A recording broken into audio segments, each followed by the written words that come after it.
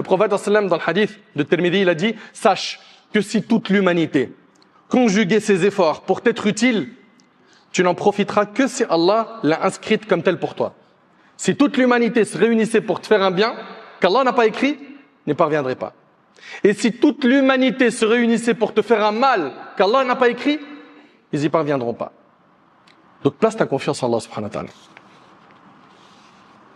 Alhamdulillahi rabbil alamin. والعاقبة للمتقين ولا عدوان إلا على الظالمين وأشهد أن لا إله إلا الله ولي الصالحين وأشهد أن محمدا عبده ورسوله وصفيه من خلقه وخليله سيد الأولين والآخرين اللهم صل عليه وعلى آله وصحبه ومن اتبعهم بإحسان إلى يوم الدين أما بعد. Chers frères et sœurs, aujourd'hui avec l'aide d'Allah Tabaraka wa Ta'ala, on va parler de la peur du futur. La peur du futur. Énormément de musulmans et de musulmanes ont peur du futur. Ils sont inquiets. Inquiets au vu de la situation à l'échelle internationale. Certains parlent d'une troisième guerre mondiale. Certains commencent à se poser des questions.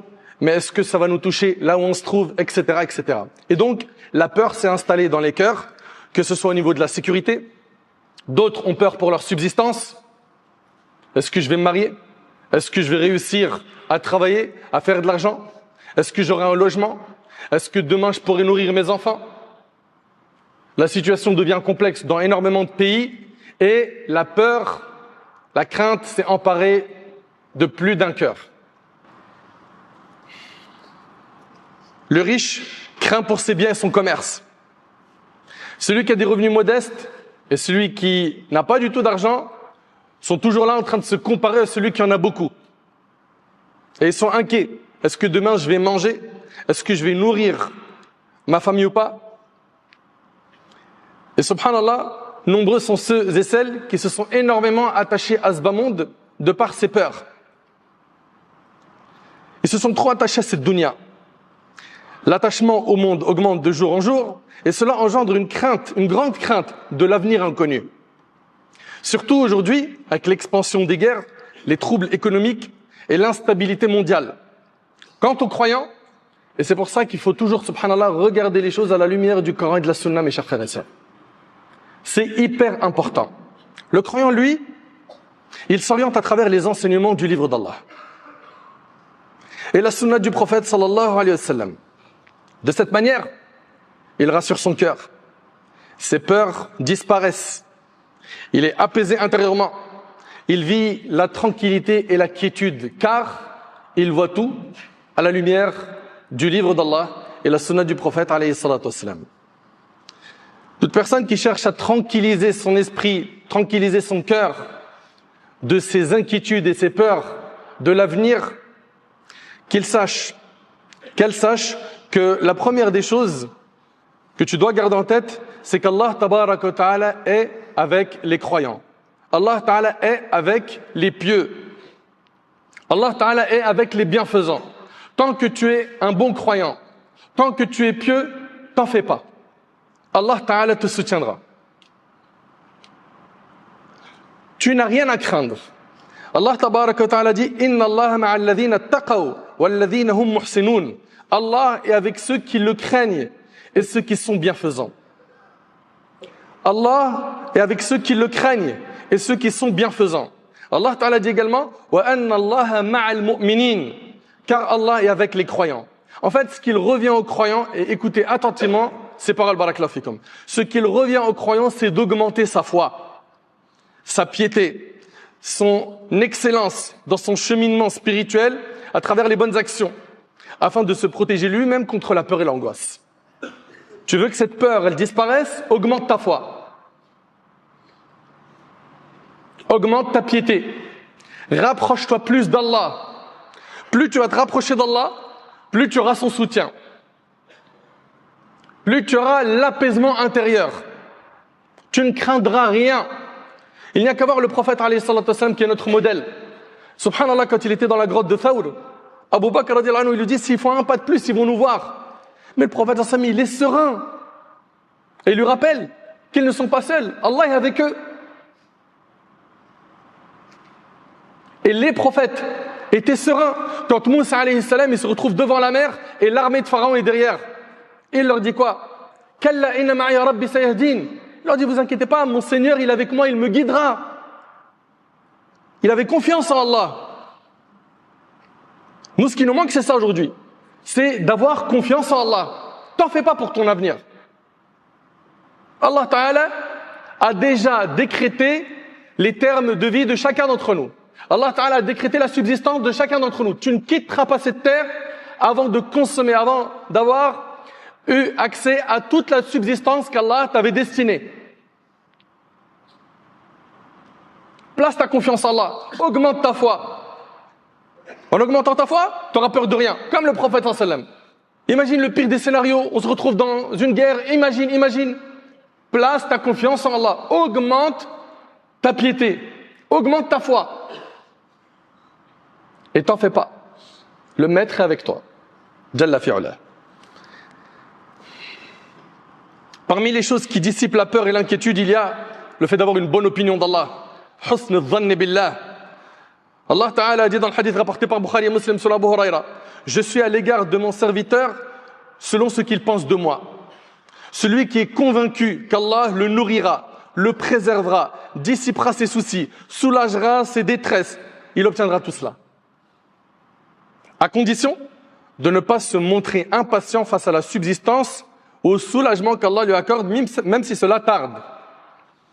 Lorsque le prophète Ibrahim alayhi salam, il a laissé notre mère Hajar alayhi salam dans le désert, avec Ismaïl, ce bébé, subhanallah, dans le désert, dans un endroit où il n'y a pas d'habitation, dans un endroit où il n'y a rien à manger, rien à boire.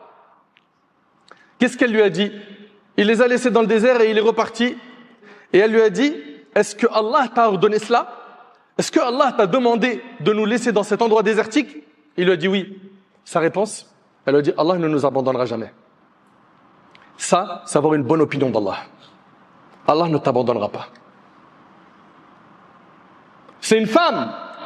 Elle est dans le désert, avec un bébé. À partir du moment où elle a su qu'Allah Ta'ala avait ordonné à Ibrahim de les laisser dans le désert, elle lui a dit, tu peux y aller. Allah ne nous abandonnera pas. Et Allah fait jaillir dans cet endroit-là la source de Zamzam. N'est-ce pas? Et énormément de biens a touché notre mère Hajar. Son fils Ismaïl est devenu prophète, qui d'ailleurs de sa descendance est né le meilleur des prophètes, Muhammad ibn Abdullah alayhi salatu wassalam. Elle a une bonne opinion d'Allah. Soyons l'image de notre mère Hajar. Soyons l'image de Hajar alayhi salam. Parmi les choses qui dissipent la peur et l'angoisse, on a dit augmenter sa foi, augmenter sa piété, on a dit qu'il fallait avoir une bonne opinion d'Allah. Également, le fait de solliciter l'aide d'Allah. Tous les jours, dans nos prières, on dit « Iyyaka na'budu wa iyyaka nasta'in ». C'est toi seul que nous adorons et toi seul dont nous implorons le secours. Tous les jours, tu répètes ça. Et le prophète sallallahu alayhi wa sallam a dit « Veille à ce qui t'est utile ». Sollicite l'aide d'Allah et ne capitule pas. Demande l'aide d'Allah. Le hadith est rapporté par Muslim. Et dans le hadith de Tirmidhi, il a dit à Ibn Abbas, lorsque tu sollicites de l'aide, quand tu cherches le soutien, le secours, cherche-le auprès d'Allah. Parmi les choses qui dissipent la peur et l'angoisse, se remémorer la générosité d'Allah et sa miséricorde envers ses serviteurs. Subhanallah, on lui désobéit. Certains tournent le dos aux enseignements du dîn. Et malgré cela, Allah les nourrit tous. Il les maintient en bonne santé et patiente face aux offenses qu'il lui adresse.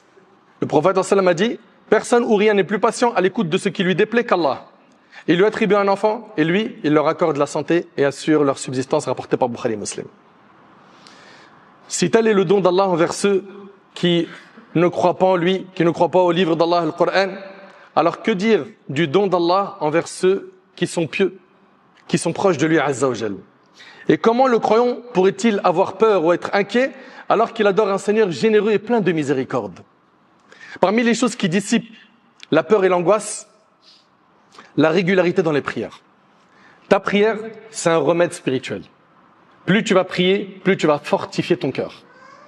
La prière, la multiplication des prières surrogatoires, l'effort pour atteindre la concentration. Car la prière, c'est le lien entre le serviteur et Allah. Plus tu renforces ce lien, plus les peurs et les angoisses disparaissent. Et jamais ne sera craintif un serviteur qui maintient un lien constant avec Allah. Le prophète, lorsqu'un souci l'atteignait, il se réfugiait dans la prière. Subhanallah. Comme dans le hadith de Hudhayfa, il rapporte que le prophète, dès qu'il était touché par une épreuve, il se dirigeait vers la prière.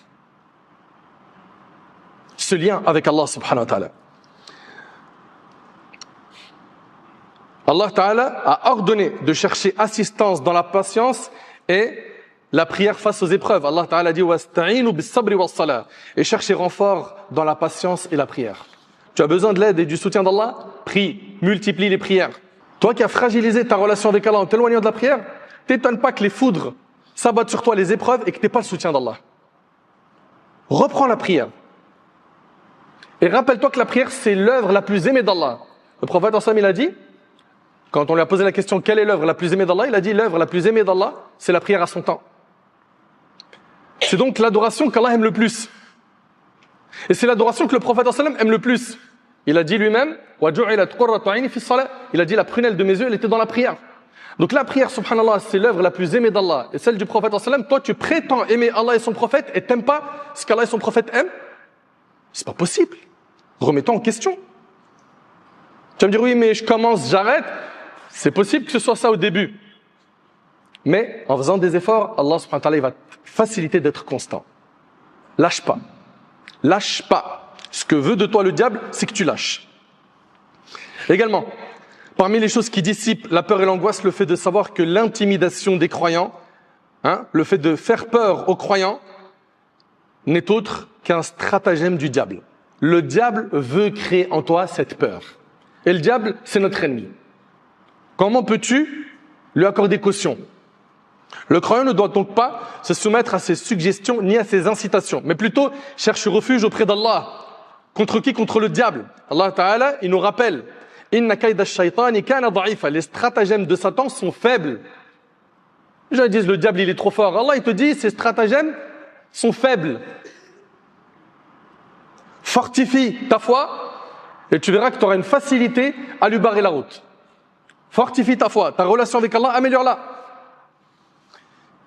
Parmi les choses qui dissipent la peur et l'angoisse, la certitude qu'Allah subhanahu wa ta'ala sauve les croyants. Il les soutient dans les moments de détresse et d'épreuve.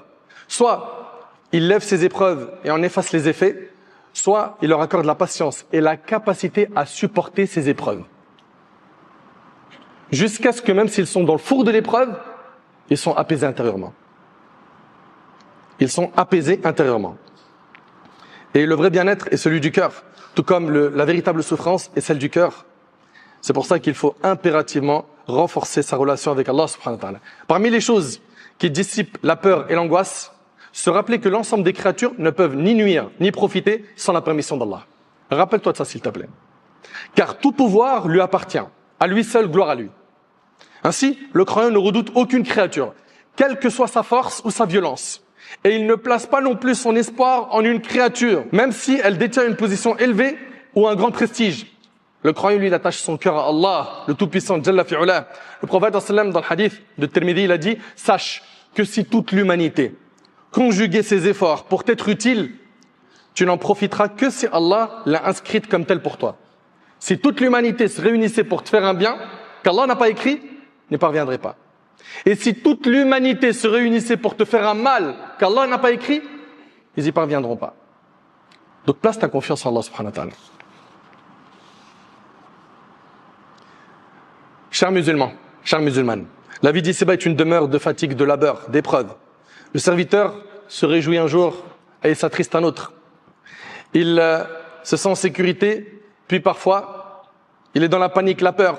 Et cela parce que le bas monde est une demeure qui n'est pas stable. La demeure qui est stable, c'est l'autre.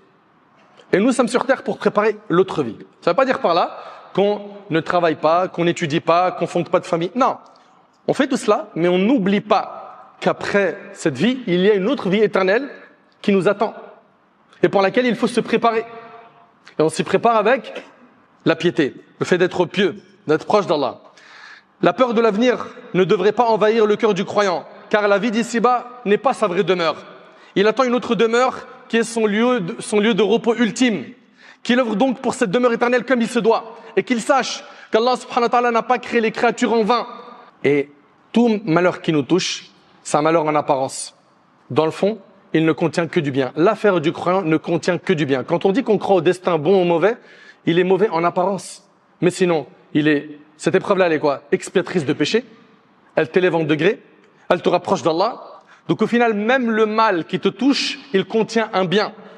Allah Ta'ala dit, Ma asaba min musibatin illa bi'idhnillah wa man yu'min billah yahdi qalbah. Aucun malheur ne frappe, si ce n'est avec la permission d'Allah. Celui qui croit en Allah, Allah guide son cœur. Et sache que tout ce qui va te toucher sur terre n'est qu'un bien pour toi. Tout. Et les meilleurs choix sont les choix d'Allah. C'est-à-dire quoi? C'est-à-dire que si le serviteur il convoite une chose de ce bas monde, mais qu'elle lui échappe, ou elle lui est refusée, qu'il soit certain que le choix d'Allah est meilleur pour lui que le choix qu'il aurait fait pour lui-même. Et que si Allah subhanahu wa ta'ala l'a détourné de ce qu'il désirait, ce n'est que par miséricorde envers lui. Et s'il ferme une porte de ce bas monde à son serviteur, il lui en ouvre d'autres, plus bénéfiques et moins nuisibles pour lui. Qu'il médite donc cela avec attention et qu'il soit convaincu de tout cela avec certitude. Si le serviteur voit la mort frapper les gens autour de lui dans des guerres, des épidémies et que les épreuves les entourent à cause de cela, qu'ils ne prennent pas peur et ne cèdent pas à la panique. Car celui qui a décrété cela pour les serviteurs, c'est Allah. Celui dont la miséricorde, la science et la sagesse englobent toutes choses. Et tout ce qu'il décrète sur eux, il ne le fait que pour un bien qu'il veut leur accorder. Mais les gens ne le savent pas. Les gens ne le savent pas. L'affaire tout entière du croyant ne contient que du bien. Subhanallah, si le destin avait été confié aux créatures, elles auraient injustement dominé les unes sur les autres. Nous louons donc Allah subhanahu wa ta'ala de ne pas avoir confié cela à l'être humain injuste et ignorant. Et qu'il se rappelle, que l'être humain se rappelle que les termes de vie sont déjà fixés et que les subsistances sont déjà réparties, avant même que les êtres humains ne soient créés. Qu'il ne s'attriste donc pas pour sa subsistance et qu'il ne laisse pas son esprit s'occuper de sa durée de vie. Tout cela n'est pas entre ses mains. La seule chose qui est entre tes mains, c'est tes œuvres. Fortifie ta foi. Rappelle-toi que Shaitan veut que tu aies peur. Il veut t'occuper par autre chose que l'adoration. Toi, renforce ta foi. Améliore ta relation avec Allah subhanahu wa ta'ala. Occupe-toi du bagage que tu vas présenter le jour du jugement, quand tu seras devant ton Seigneur Jalla fi'ula. J'implore Allah subhanahu wa ta'ala d'améliorer notre situation. J'implore Allah subhanahu wa ta'ala de dissiper nos peurs et nos soucis. J'implore Allah subhanahu wa ta'ala de fortifier notre foi. J'implore Allah subhanahu wa ta'ala de nous accorder la clairvoyance, une bonne compréhension de sa religion. J'implore Allah subhanahu wa ta'ala de faire de nous des pieux et de nous accorder une bonne fin.